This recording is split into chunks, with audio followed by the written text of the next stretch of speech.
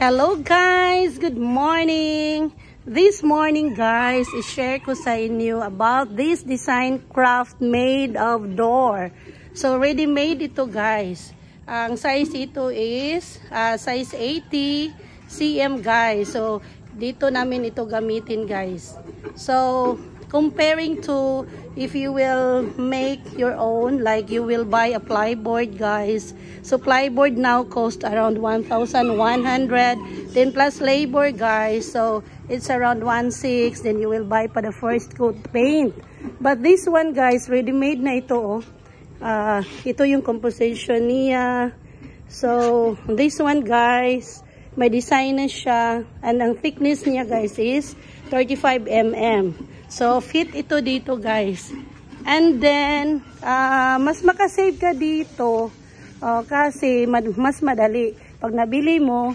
So yung one day na salary mo is makasave kasi yung gawin ng carpenter is ilagay na lang niya.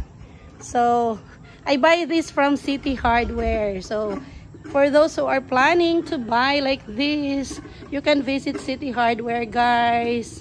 So mas makamura kapag magbili ka this kind of door. So gawin ko dito guys para sa project namin. So